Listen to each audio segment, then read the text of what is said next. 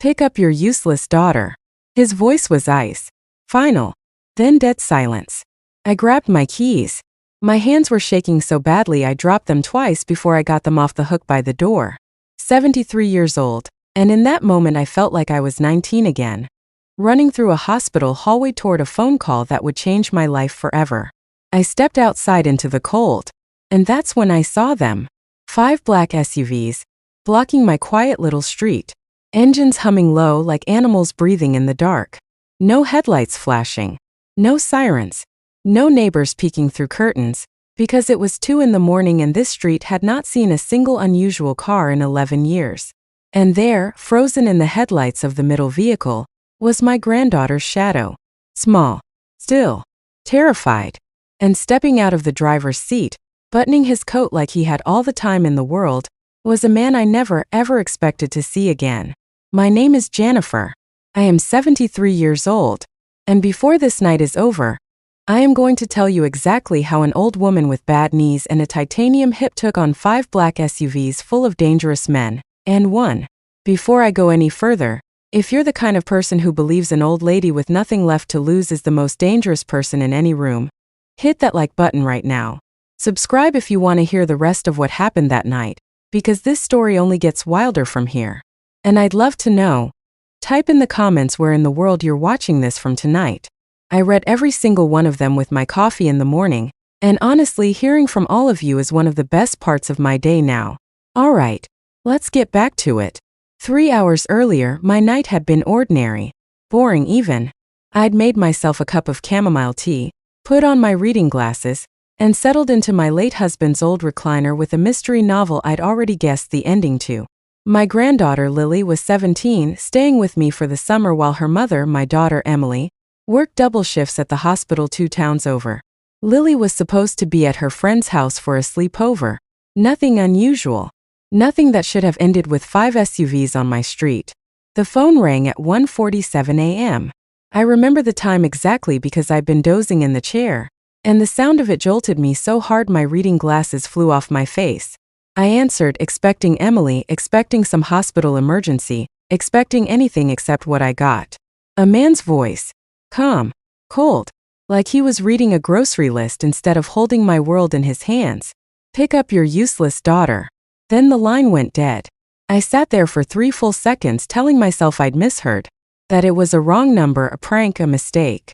But something in my gut, the same gut that had kept me alive through things I don't talk about anymore, told me this was no mistake. I called Lily's cell. No answer. I called the friend's house. The friend's mother picked up, groggy and confused, and told me Lily had left around midnight, saying her grandmother needed her home early. I had said no such thing. That's when I grabbed my keys. That's when I walked outside into the cold.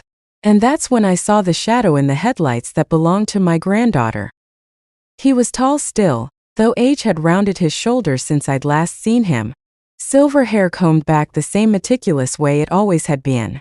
A long wool coat, expensive, the kind that whispers money instead of shouting it. Nathaniel Cole. 22 years.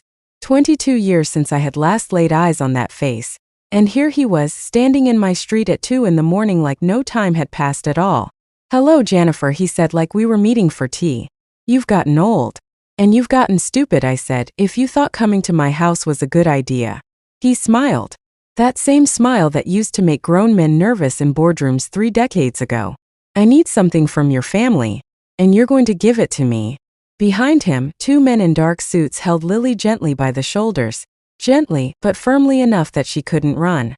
She was crying silent tears, the kind that come from fear so deep it steals your voice. Let her go, I said. My voice didn't shake. I want you to understand that. Whatever was happening inside my chest, and my heart was pounding so hard I could hear it in my ears, my voice did not shake. When you give me what I want, Nathaniel said, she walks inside safe and sound, and none of this ever happened. And what exactly, I said, stepping closer, close enough now to smell his cologne, the same cologne he'd worn 22 years ago in a different city, in a different life. Do you think I have that you could possibly want? He reached into his coat and pulled out a small flash drive, holding it up between 2 fingers like a magician revealing a card. Your husband stole something from me before he died. Financial records. Names. Numbers that would put a lot of powerful people in prison, myself included. I want it back. I know he gave it to you before the funeral. Don't insult me by pretending otherwise. And there it was. The reason for all of this. Now, I imagine some of you are wondering how a 73-year-old grandmother ends up with information dangerous enough to bring 5 SUVs full of armed men to her front door in the middle of the night. Let me explain, because it's important you understand. I was not always just somebody's grandmother baking cookies and doing crossword puzzles. 40 years ago, before Lily's mother was even born, I worked for the federal government in a division that officially did not exist on paper. My husband, God rest his soul, worked alongside me. We met doing work that involved financial crime investigations, the kind that dealt with men exactly like Nathaniel Cole, men who built empires on laundered money and buried the evidence 6 layers deep. Nathaniel had been our biggest case, the one that got away. We had enough to put him away for 30 years, but 2 days before the arrest, someone tipped him off and he vanished. The case went cold. We were reassigned, told to move on, and eventually we did, or at least we pretended to. What nobody knew, what I never told a single soul, not even my own daughter, was that my husband kept a copy of everything. Insurance, he called it. In case Nathaniel Cole ever resurfaced and came looking for revenge, or worse, came looking for us. He died 11 years ago. Heart attack, sudden, peaceful, in his sleep. And on the day of his funeral, his old army buddy, no family, no children, a quiet man who had helped us on that original case decades earlier, pressed a small flash drive into my palm at the reception and said only, "He wanted you to have this. Said you'd know what to do with it." I had known exactly what it was. I had hidden it in the one place I was certain no one would ever think to look. And for 11 years I had almost forgotten it existed. Almost. "I don't know what you're talking about," I told Nathaniel, buying time, my mind racing through every possible option. He tilted his head toward Lily. One of his men tightened his grip on her shoulder, just enough to make her wince. "Let's not waste each other's time, Jennifer. You were always the smart one. Smarter than your husband, if I'm honest. So let's skip the part where you lie to me and go straight to the part where you go inside, get what's mine, and bring it out here. You have 10 minutes. After that, my patience runs out, and so does hers." I looked at Lily, 17 years old, terrified. My daughter's entire world, the light of my last decade on this earth. And I made a decision in that moment that I have not regretted for a single second since. "Fine," I said. 10 minutes. But you let her stand next to me while I get it. I'm not leaving her out here alone with your men." Nathaniel considered this, studying my face the way he used to study financial statements, looking for the lie hidden in the numbers. Finally, he nodded to his men, and they released Lily. She ran to me, and I wrapped my arm around her, feeling her whole body trembling against mine. 9 minutes, Nathaniel said, checking an expensive watch on his wrist. We walked inside together, and the moment the door shut behind us, Lily broke down completely, sobbing into my shoulder. "Grandma, I don't understand. Who is that man? What does he want?" "Listen to me very carefully," I said, holding her face in both my hands, forcing her eyes to meet mine. "I need you to trust me completely for the next 8 minutes. Can you do that?" She nodded, tears streaming down her face. "Good girl. Now go to the hallway closet. On the top shelf behind the winter coats, there's an old metal toolbox. Bring it to me. Quickly." While she ran to get it, I did 3 things very fast. I texted a single word to a number I had not used in over a decade. A number that belonged to a man named Ellis, my late husband's old partner from those federal days, the only other living person who had ever known the full truth about Nathaniel Cole. The word was simple: active. Then I went to my kitchen junk drawer and retrieved something I had kept there for 11 years, hoping I would never need it. A second flash drive, a decoy, formatted to look identical to the original, containing nothing but old family photographs and my recipe files. And finally, I called 911, gave my address in a calm, clear voice, told the dispatcher there were armed men outside my home, and hung up before she could ask a single follow-up question. Lily returned with the toolbox. I opened it, pulled out the decoy drive, and slipped the real one, the one I had hidden inside a hollowed-out section of my late husband's old pocket watch, tucked at the very bottom of that toolbox for over a decade, into the inner pocket of my cardigan. "What are we doing?" Lily whispered. "We're doing what your grandfather trained me to do a very long time ago," I said. "We're going to survive tonight, And we're going to make sure that man never threatens our family again. We walked back out to the street with 2 minutes to spare. Nathaniel's smile widened when he saw the flash drive in my hand. Smart woman, he said. I want your word, I said, holding it just out of his reach, that once you have this, you leave. You never come near my family again. Not my daughter, not my granddaughter, not me. You have my word, he said, and even in the dark, even after everything, some small foolish part of me almost believed him. The way I suppose you always half believe the monsters from your past when they promise to finally stay in the past. I handed him the drive. He examined it, turned it over in his fingers, then handed it to one of his men, who plugged it into a small device I recognized immediately as a data reader. The screen showed the file names, old family photographs, recipes, nothing more. His face changed. Where is it, he said, and his voice was no longer calm. It was the voice of a man who had spent 22 years building a fragile, quiet life on top of buried secrets, and had just realized the ground beneath him was cracking. Somewhere safe, I said. And it's going to stay that way unless you and your men get in those cars right now and drive away from my house. You think you can threaten me? In my own. That's when we all heard it.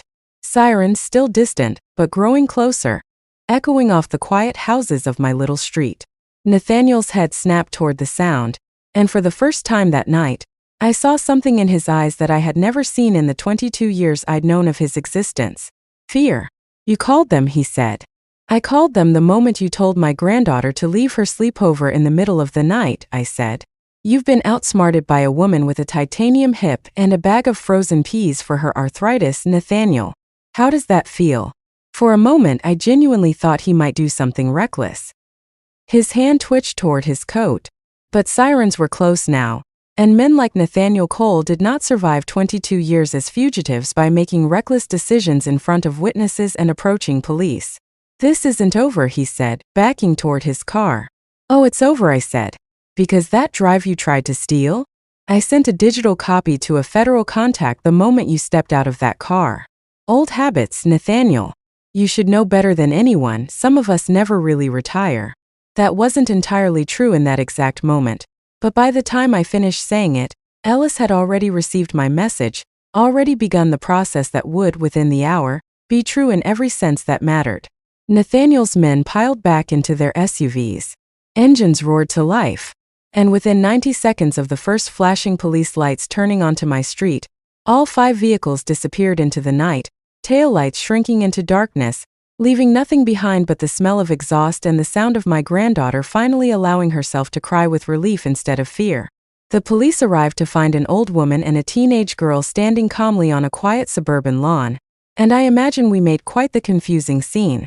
I gave a statement. I did not, of course, mention flash drives or federal informants or a decades-old case that officially never existed. Some things are better handled through channels the average patrol officer doesn't need to know about. 3 days later, Ellis called me.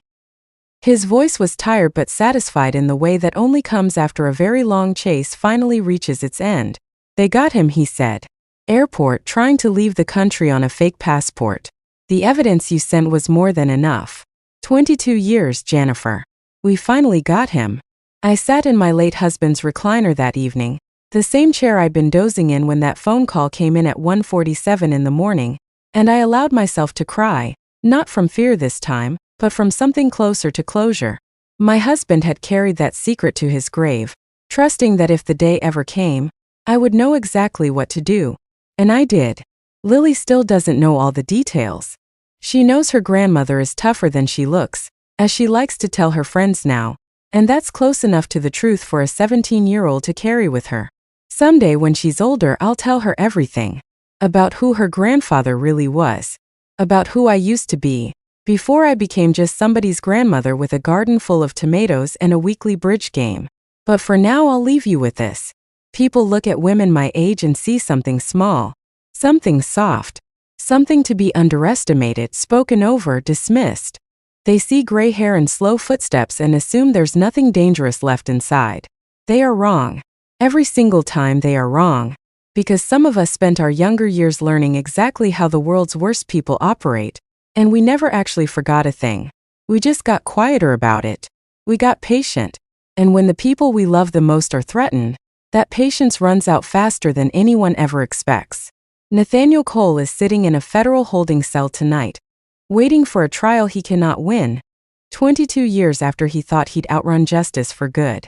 And I am sitting in my recliner, tea in hand, granddaughter safely down the hall, knowing that the ending my husband and I planned for decades ago finally arrived. If you made it this far, thank you for sitting with an old woman's story tonight. If it kept you on the edge of your seat even for a moment, tap that like button, subscribe if you haven't already, and tell me in the comments what would you have done in my shoes. I read every comment, and I always answer the ones that make me smile. Until next time, stay sharp, stay patient, and never, ever underestimate a grandmother who's been keeping secrets longer than you've been alive.